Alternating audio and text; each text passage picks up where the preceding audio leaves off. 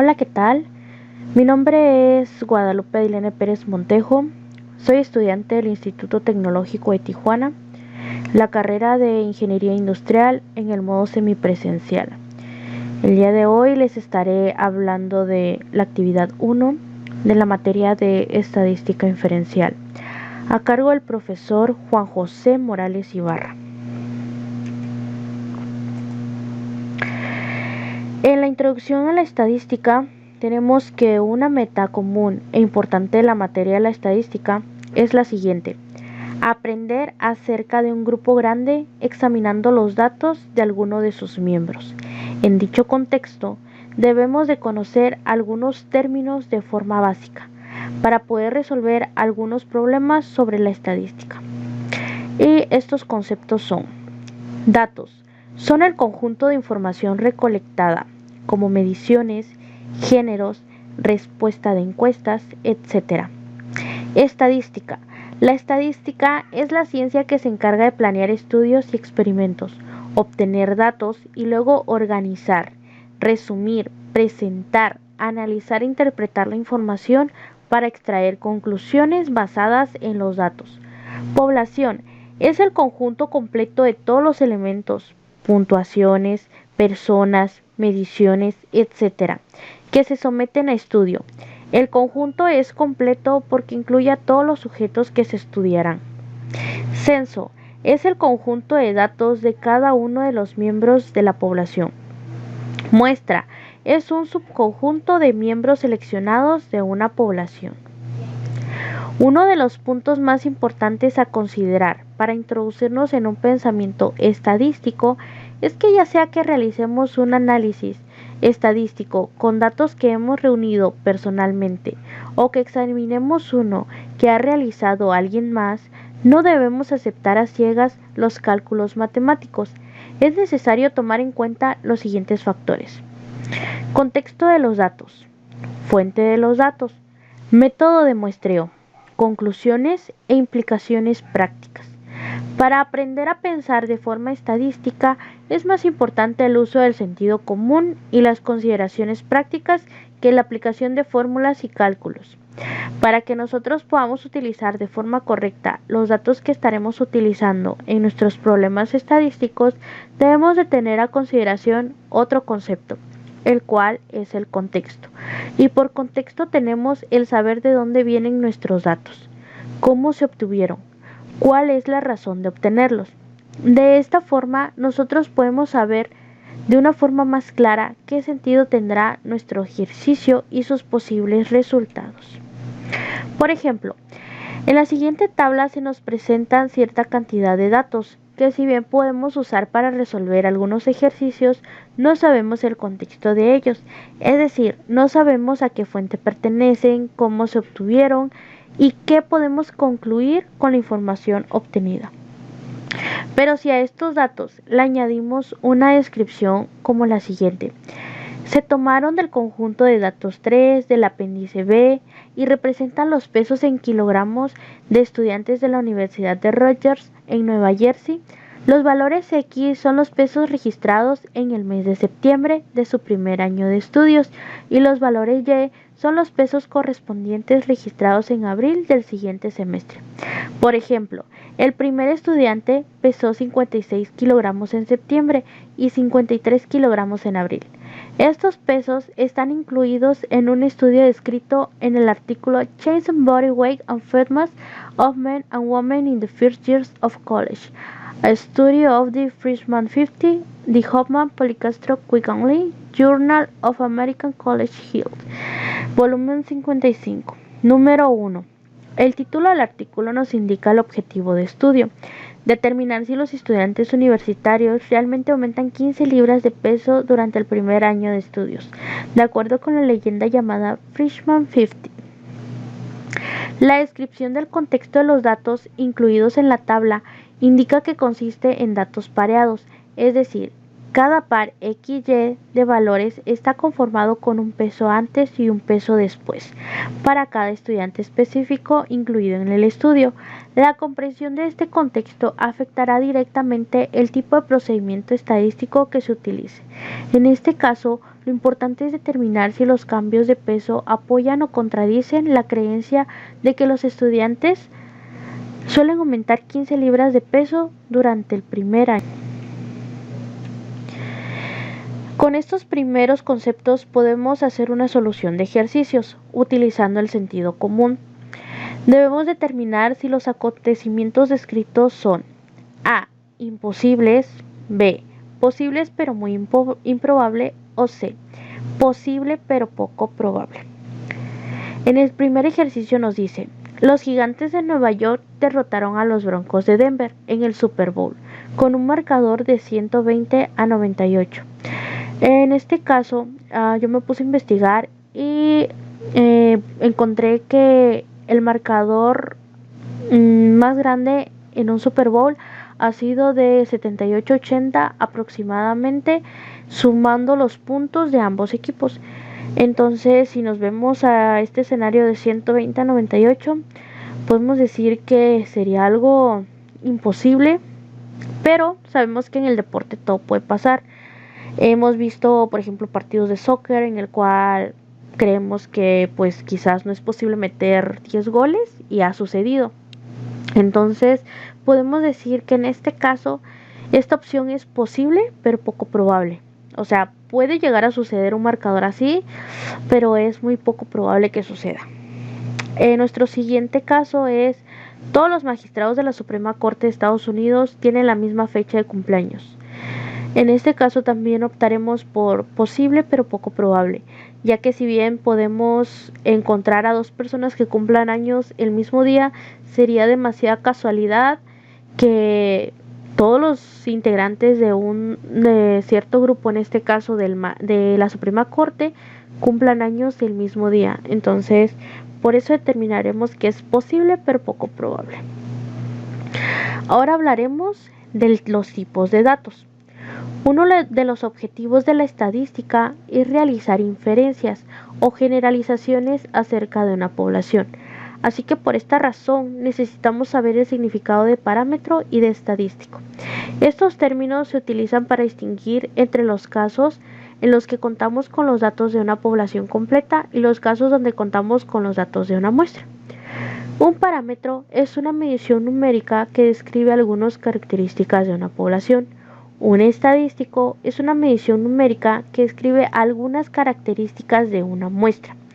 Por ejemplo, parámetro: hay exactamente 100 senadores en el 109 Congreso de Estados Unidos y el 55% de ellos son republicanos. La cifra del 55% es un parámetro porque está basado en la población de 100 senadores. Estadístico: en 1936, Literate Digits encuestó a 2.3 millones de adultos estadounidenses y el 57% dijo que votaría por Al Landon para la presidencia. La cifra del 57% es un estadístico, ya que se basa en una muestra y no en el total de adultos estadounidenses.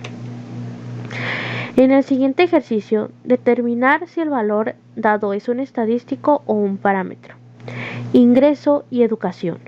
En una muestra grande de hogares, el ingreso anual medio por hogar para los individuos graduados de bachillerato es de $19,856, según datos de la Oficina de Censos de Estados Unidos. En este caso, estamos hablando de un valor estadístico. ¿Por qué? Porque nos está diciendo que es una muestra grande de hogares y no se está basando en el total de hogares de Estados Unidos. Otro de los conceptos que debemos de tener presente en el estudio de la estadística es el de datos continuos y datos discretos.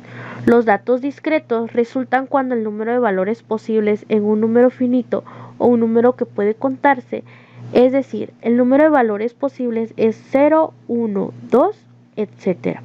Los datos continuos o numéricos resultan de un número infinito de posibles valores, que corresponde a alguna escala continua que cubre un rango de valores sin huecos, interrupciones o saltos.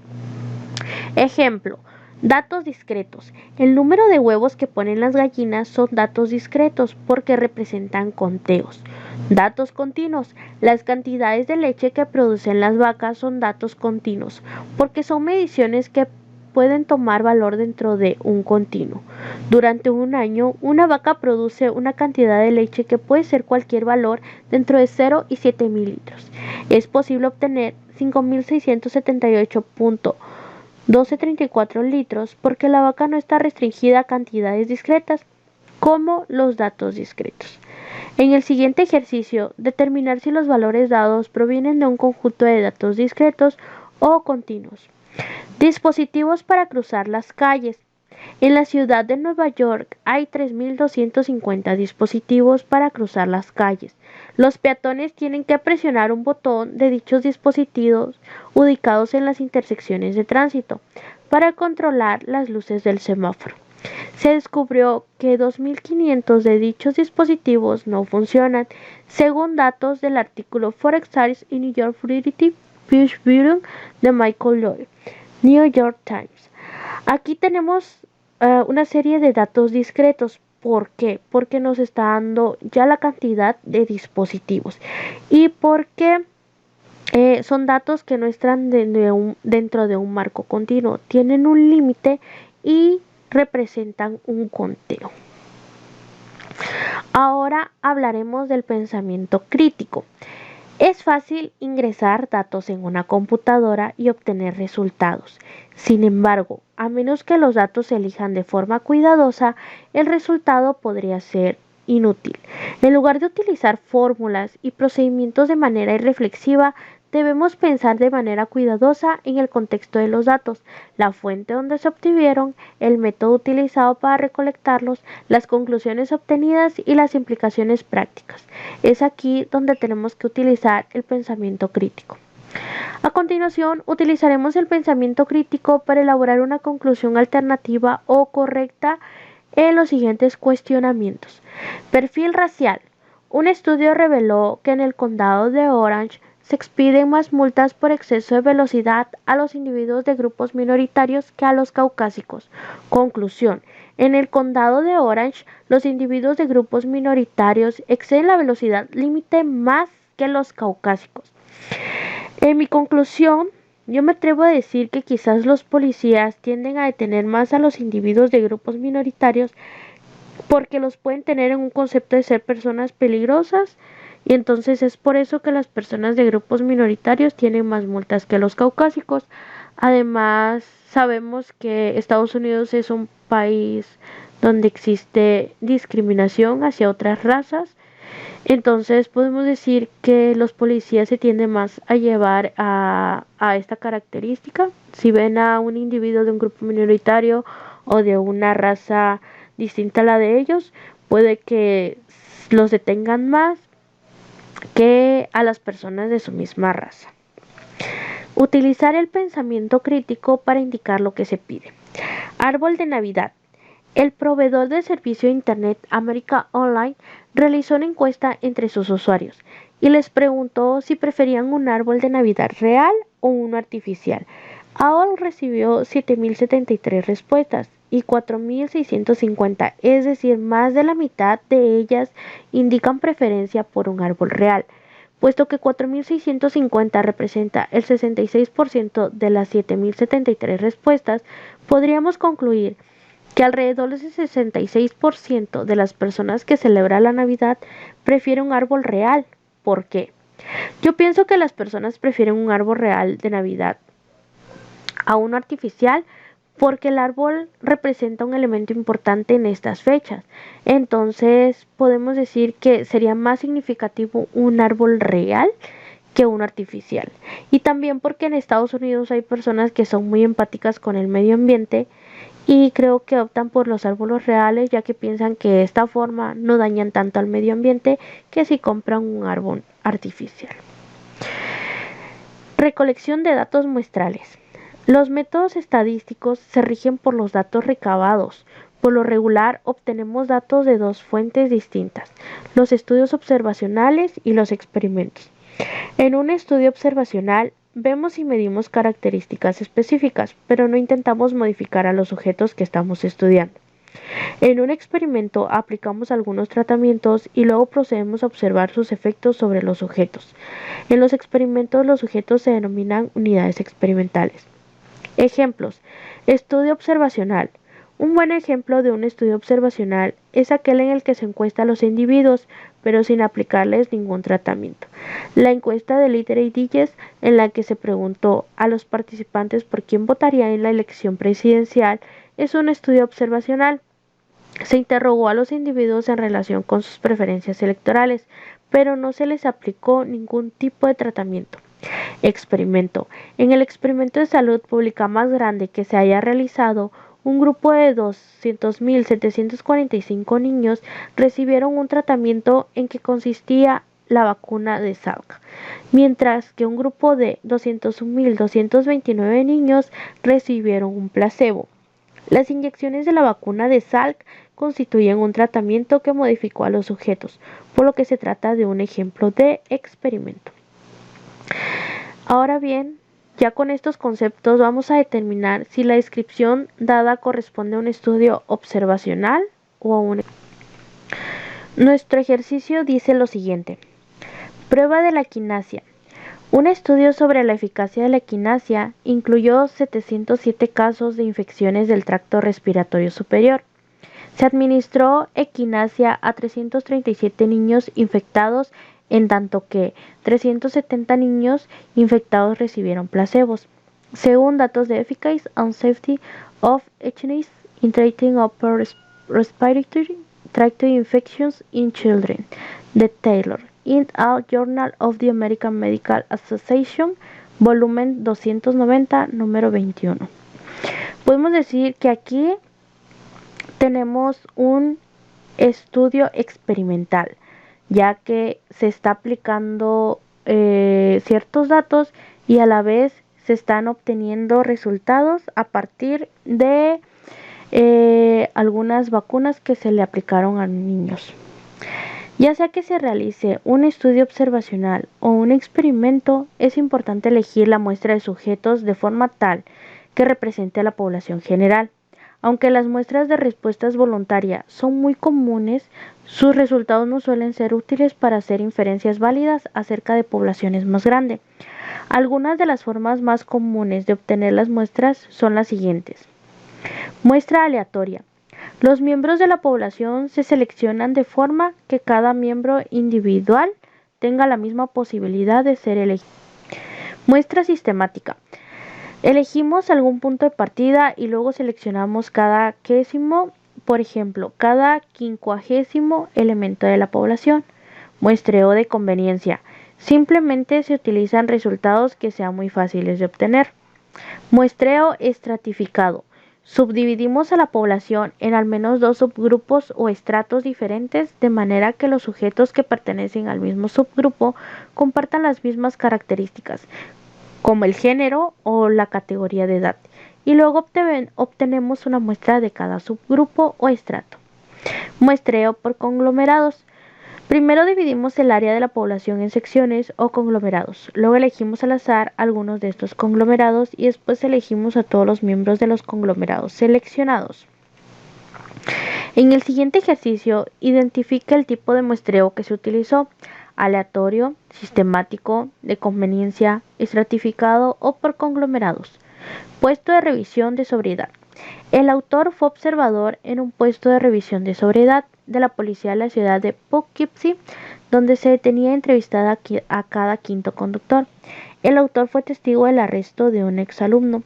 En este tenemos un muestreo sistemático, ya que si nos vamos a la definición de este, tenemos que se elige algún punto de partida y luego se selecciona cada quésimo elemento de la población. En este caso, el punto de partida pues sería el puesto de revisión de sobriedad y nos está diciendo que se elige a cierta persona en un conjunto de intervalo.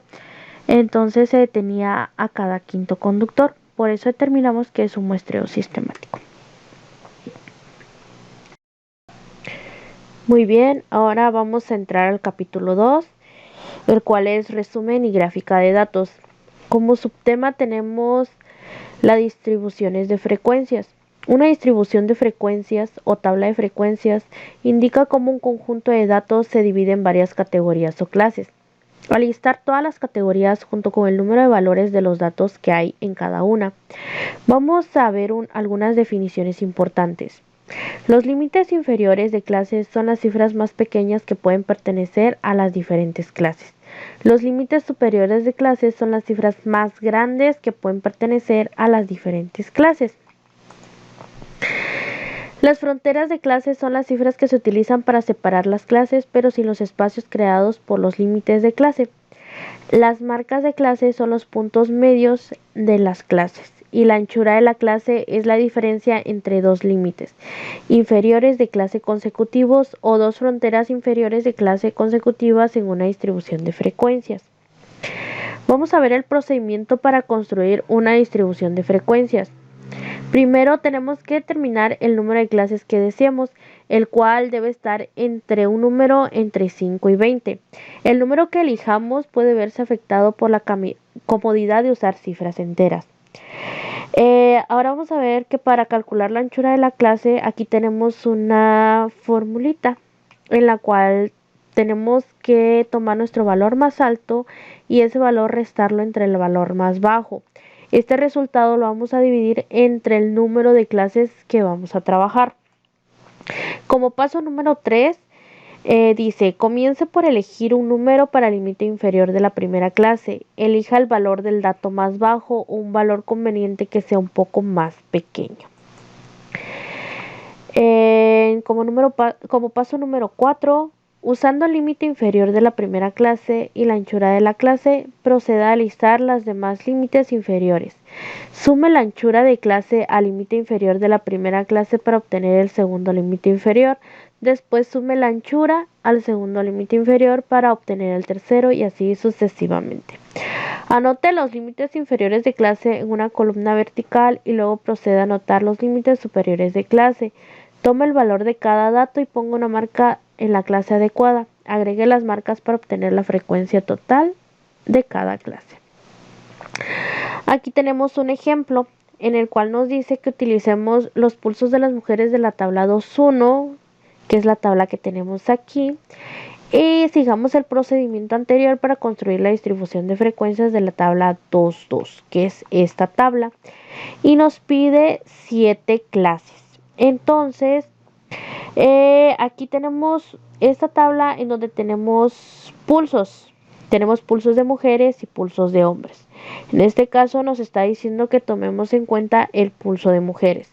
Tenemos aquí 40 datos, los cuales pues están distribuidos de forma aleatoria, es decir, no tienen un orden.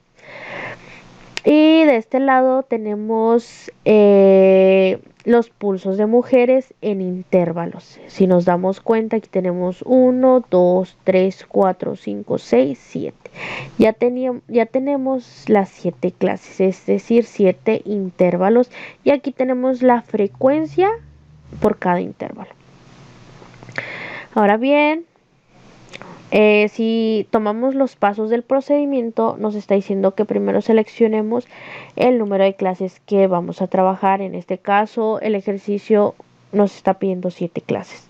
Ahora nos está pidiendo que calculemos la anchura de la clase. En este caso, regresando a nuestra tablita, tenemos que nuestro límite superior, es decir, nuestro valor más alto es 124 y nuestro límite inferior, es decir, el valor más bajo es 60. Si esto lo restamos y luego lo dividimos entre 7, nos da como resultado 9.14.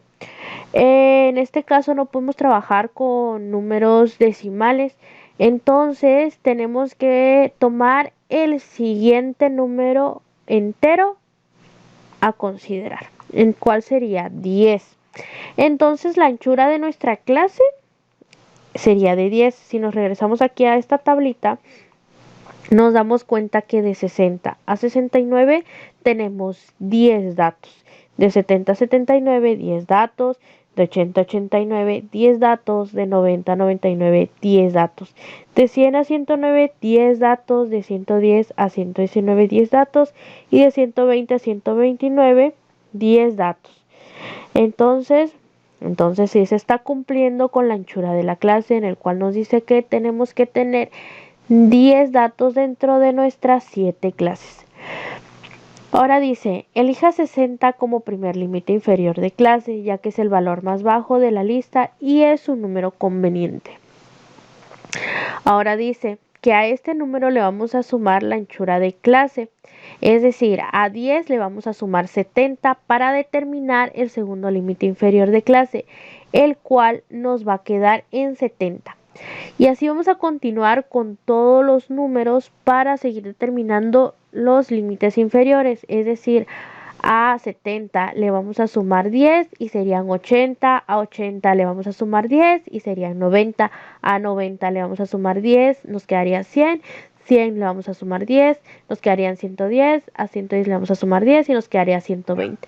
En este ya tenemos nuestros 7 límites inferiores, los cuales en el siguiente paso nos dice que vamos a colocar de forma vertical para que de esta forma sea más fácil encontrar los límites superiores. Como sabemos que la anchura es de 10, entonces determinamos que los límites superiores quedarían en 69, 79, 89, 99, 109, 119 y 129. Ahora vamos a terminar las marcas de clase, lo cual son los puntos medios.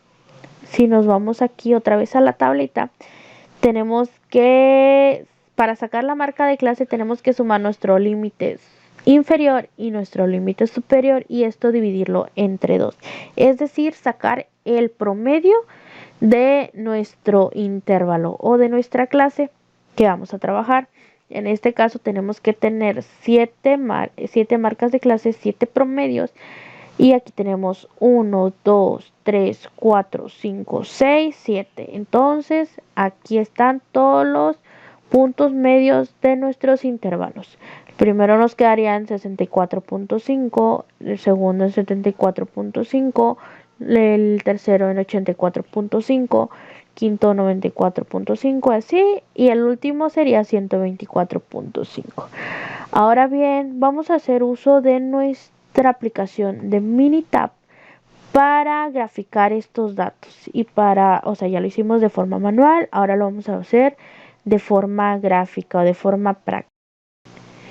Bien, ahora vamos a ir a nuestro software de Minitab para graficar los datos que ya hicimos manualmente. Aquí yo ya capturé los datos, que en este caso son 40. También ya capturé datos que me van a servir para otros ejercicios. Entonces aquí lo que vamos a estar haciendo, lo que vamos a necesitar en este caso es una gráfica. Nos vamos a ir aquí a gráfica, nos vamos a ir a histograma. Vamos a elegir un histograma simple. Aquí pues vamos a elegir pulso en mujeres, que es lo que vamos a trabajar ahorita. Nos vamos a ir a escala y acá en escala Y le vamos a poner frecuencia. Frecuencia, le vamos a poner un título, el cual vamos a llamar distribución de mujeres, pulso en mujeres. Ok. Aquí le damos a aceptar. Y aquí tenemos nuestra tabla. Si nos damos cuenta, en el cálculo que hicimos manualmente, nos está pidiendo 7 clases. Aquí el software por default nos da 1, 2, 3, 4, 5, 6, 7, 8, 9, 10, 11, 12, 13, 14. 14. Entonces, para modificar esto, vamos a elegir aquí en el X de las Y y vamos a poner aquí en seccionamiento. Aquí nos está diciendo que exactamente nos da 14 intervalos por default el software. Entonces nosotros si le ponemos aquí que queremos 7 clases y le damos a aceptar, nos damos cuenta que efectivamente nos da 7 clases. Aquí le vamos a añadir la etiqueta de datos para ver cuántos datos nos está arrojando en cada barrita. Si nos damos cuenta aquí, ella nos dio 7 intervalos exactamente, pero nos está arrojando como límite inferior 55. Entonces vamos a ver si podemos acercar un poco más a lo que tenemos de forma manual, y le vamos aquí a dar aquí posiciones de punto medio, punto de corte. Si recordamos, aquí nosotros ya teníamos nuestras marcas de clase o promedios, que son estos 7 datos. Estos 7 datos los vamos a utilizar para que nuestra tabla, nuestra gráfica nos quede un poco más cerca de lo que nos dio manualmente. Entonces son 7 datos, los vamos a agregar.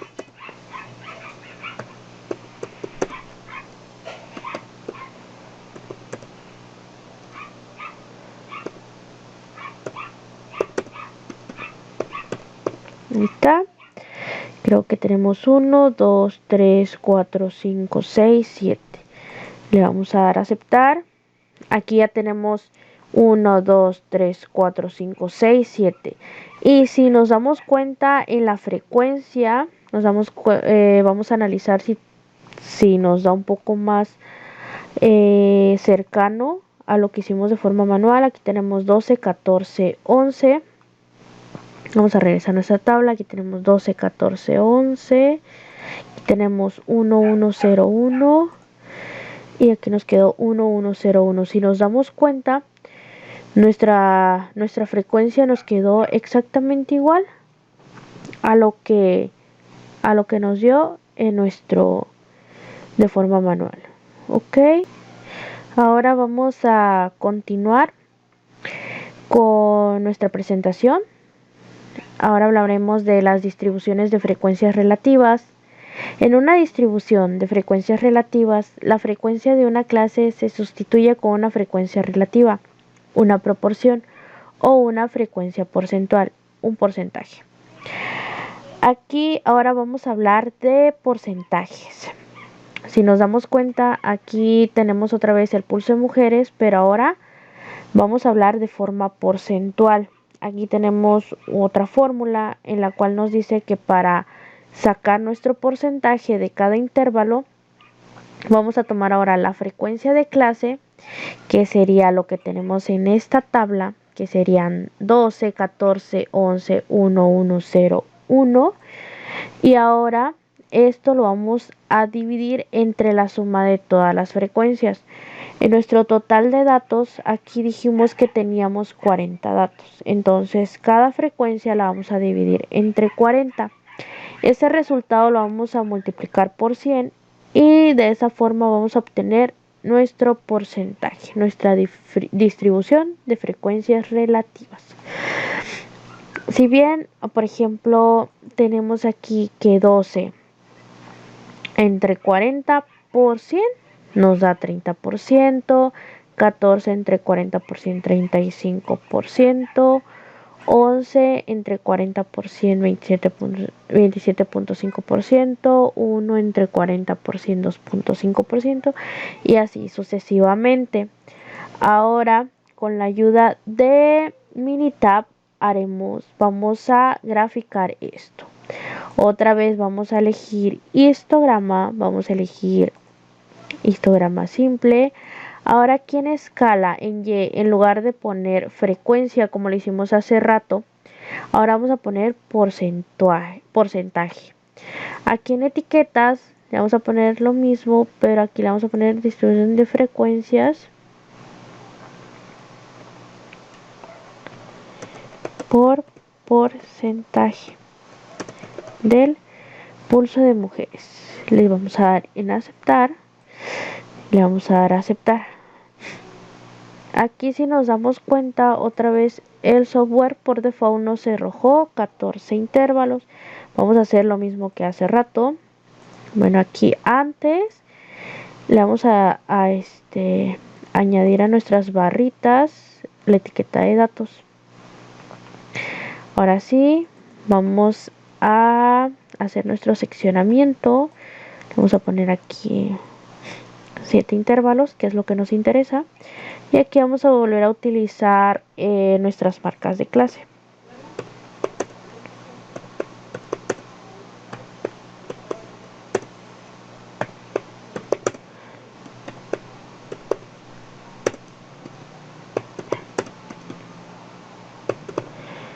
De 24.5. Ahí ya tenemos 1, 2, 3, 4, 5, 6, 7, nuestras 7 marcas de clase.